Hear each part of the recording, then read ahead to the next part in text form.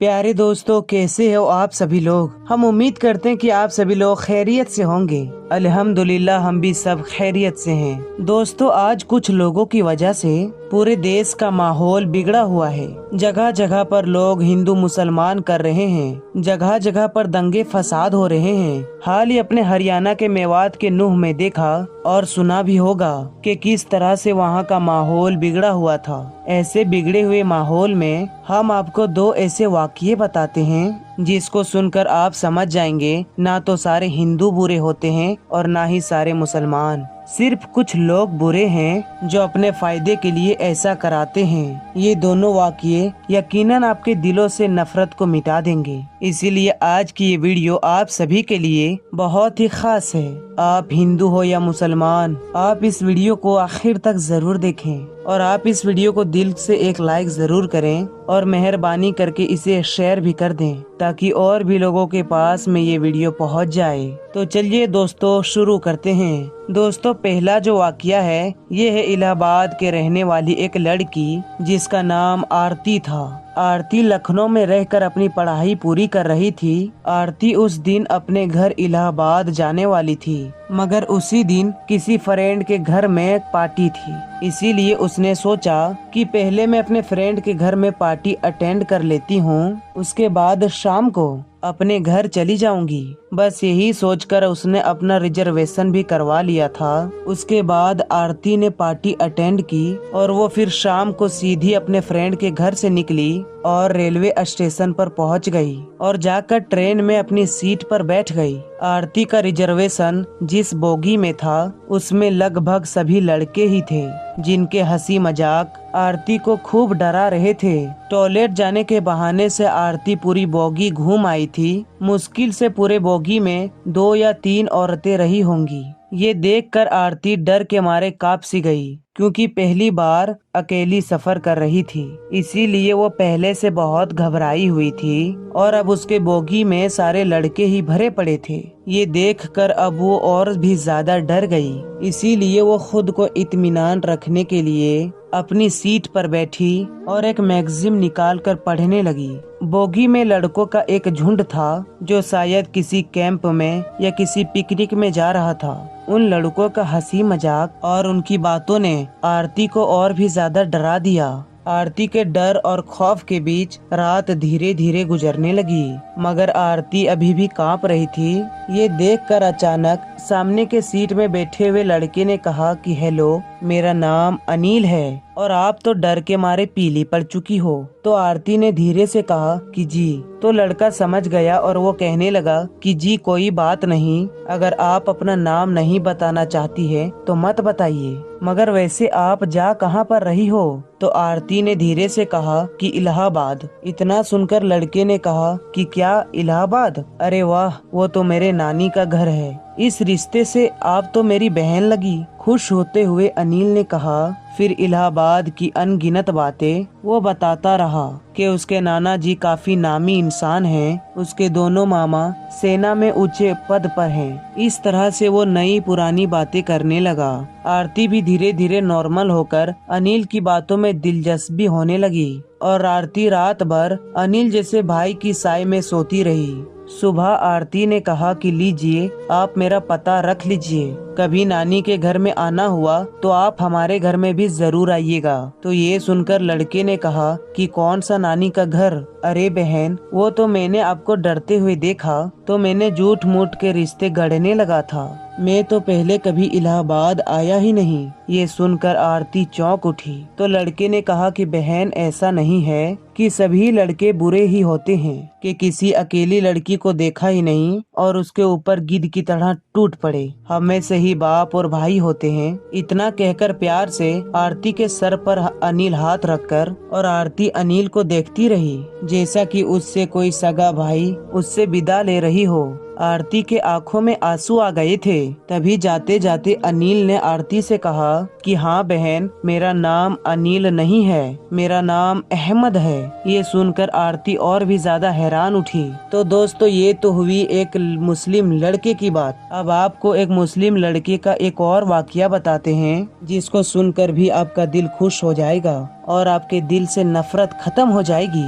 दोस्तों अब हम जो आपको एक वाकया बताने वाले हैं, ये वाकया गुजरात दंगे का बताया जाता है। कहा जाता है कि 27 फरवरी 2002 को दिन के वक्त एक ट्रेन में आग लगने की वजह से हिंदू मुसलमानों के बीच में लड़ाई शुरू हो गई थी, जो रात तक बढ़ते बढ़ते बहुत ज्यादा बढ़ गई थी। फिर रात के वक्त लोग टोलियों की शक्ल में सड़क पर घूमने लगे और बेकसूर लोगों पर हमला करने लगे। इसी रात गुजरात के अहमदाबाद शहर में एक हिंदू लड़की अपने घर जा रही थी। इसी बीच उसने देखा कि सामने से सैकड़ों की तादाद में लोग अपने हाथों में तलवार लिए और शोर शराबा करते हुए आ रहे हैं। ये देखकर वो हिंदू लड़की बहुत घबरा गई और इधर उधर भागने लगी। वो बहुत से घरों के दरवाजे पर गई, मगर ऐसे हालात में किसी ने भी अपने घर का दरवाजा नहीं खोला।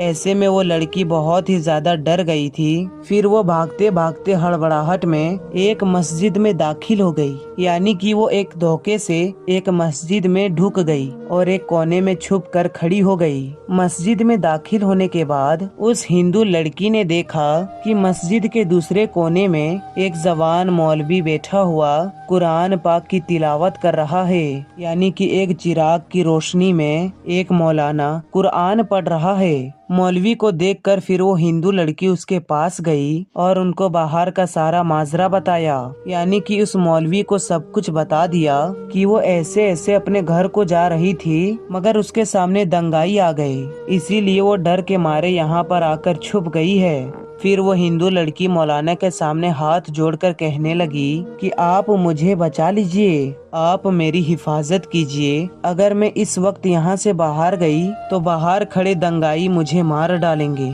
अभी बाहर के हालात बहुत ही ज्यादा खराब है। ऐसे माहौल में अब मैं अपने घर को नहीं जा सकती हूँ, इसीलिए मैं रात भर यहीं पर रहकर गुजारना चाहती हूँ। फिर वो हिंदू लड़की हाथ जोड़कर मौलवी से कहने लगी कि मैं आपके सामने हाथ जोड़ती हूँ, आप मुझे रात भर यहाँ रुकने का इजाजत दे दें। लड़की की इन बातों को सुनने के बाद मौलवी साहब उठे और मस्जिद के दरवाजे पर गए और बाहर के हालात को देखने लगे। मौलवी साहब ने देखा कि बाहर के हालात वाकई में बहुत ही ज्यादा खराब थे। सैकड़ों तादाद में लोग हाथों में लठ लिए इधर उधर घूम रहे हैं और बहुत से लोग हाथों में तलवारें लिए मस्जिद के बाहर खड़े हुए हैं। ये देखकर मौलवी साहब भी बहुत डर गए। उन्होंने मस्जिद का दरवाजा बंद किया और अंदर आकर उस लड़की को मस्जिद में रुकने की इजाजत दे दी। अब वो लड़की मस्जिद के एक कोने में आकर बैठ गई। वहीं मस्जिद के दूसरे कोने में मौलाना साहब फिर से कुरान पढ़ने में मसरूफ हो गए, यानी कि कुरान पाक को पढ़ना शुरू कर दिया। उस मौलाना के सामने एक चिराग रखा हुआ था जो जल रहा था। अब इधर वो लड़की मस्जिद के दूसरे कोने में बैठी मौलाना साहब को देख रही थी। तभी उस लड़की ने देखा कि मौलाना साहब ने कुरान पढ़ने के दौरान अपनी एक उंगली को उस चिराग में डाल दिया और अपने उंगली को जलाने लगे। फिर थोड़ी देर के बाद मौलाना ने वापस अपनी उंगली को चिराग से बाहर निकाला और फिर से वो कुरान पाक पढ़ने लगे। थोड़ी देर के बाद में लड़की ने फिर देखा कि वो मौलाना फिर से वही काम करने लग गए, यानी कि उन्होंने फिर से अपनी उंगली को चिराग में डाल दिया और थोड़ी देर जलने के बाद में उन्होंने वापस अपनी उंगली को बाहर निकाल लिया। मस्जिद के दूसरे कोने में बैठी वो हिंदू लड़की ये सारा मंजर अपनी आंखों से देख रही थी। ये देखकर वो लड़की हैरान और परेशान हो गई और सोचने लगी कि ये मौलाना साहब कहीं पागल तो नहीं हो गए हैं, बार बार अपनी ही उंगली को जलाते हैं। खैर दोस्तों, फिर ऐसे सोचते सोचते उस लड़की की आंख लग गई,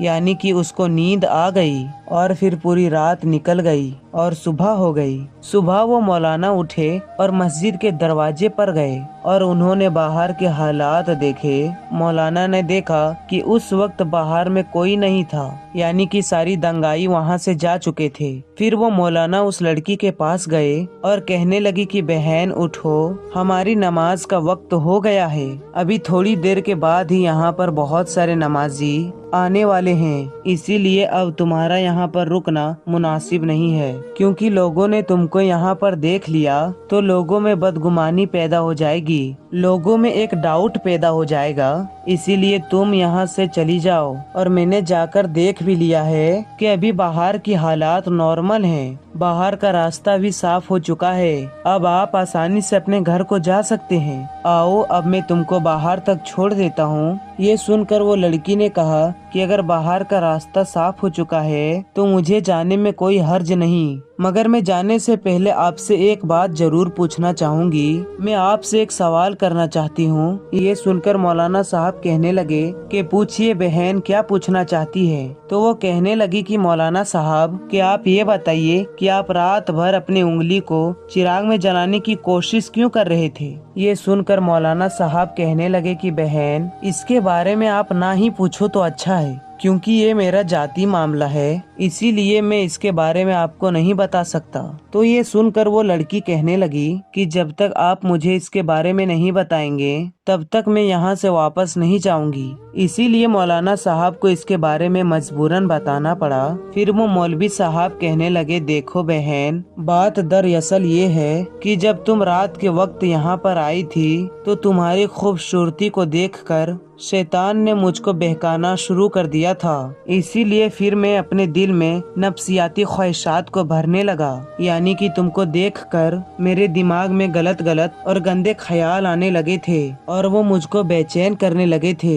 इसीलिए फौरन मेरे दिल ने मुझसे कहा कि अगर तुम बुरा काम करोगे, अगर तुम गलत काम करोगे तो कल कयामत के दिन तुम्हें जहन्नम के आग में जलना पड़ेगा, जो इस दुनिया की आग से 70 गुना ज्यादा भयंकर होगी, ताकतवर होगी। इसीलिए पहले तुम इस दुनिया की आग का मजा चख लो।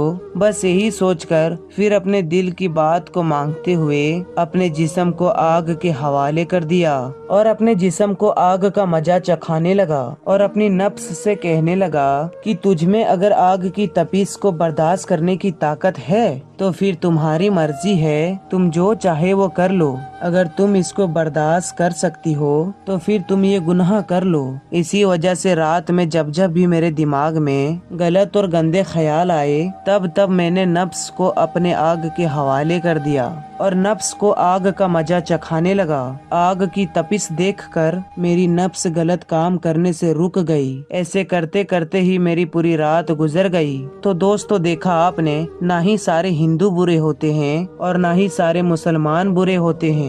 बुरे कुछ गिने चुने लोग होते हैं जिनको भी बुरा बना दिया जाता है, क्योंकि वो बुरा बनेंगे तभी वहाँ पर किसी का फायदा होगा। कुछ लोग हैं जो अपने फायदे के लिए हिंदू मुसलमान को लड़वाने का काम बड़े लेवल पर कर रहे हैं। इसीलिए आप ऐसे लोगों की बातों में कभी ना आए और आपस में सब मिलजुल कर रहें। इसी में हम सभी का फायदा है, हमारे देश का फायदा है। उम्मीद करते हैं प्यारे दोस्तों, आज का ये वाकया आपको पसंद आया होगा। अगर पसंद आया हो तो इस वीडियो को लाइक करके अपने तमाम दोस्तों में जरूर शेयर करें। तो मिलते हैं नई वीडियो के साथ, तब तक के लिए अस्सलाम वालेकुम, अल्लाह हाफिज।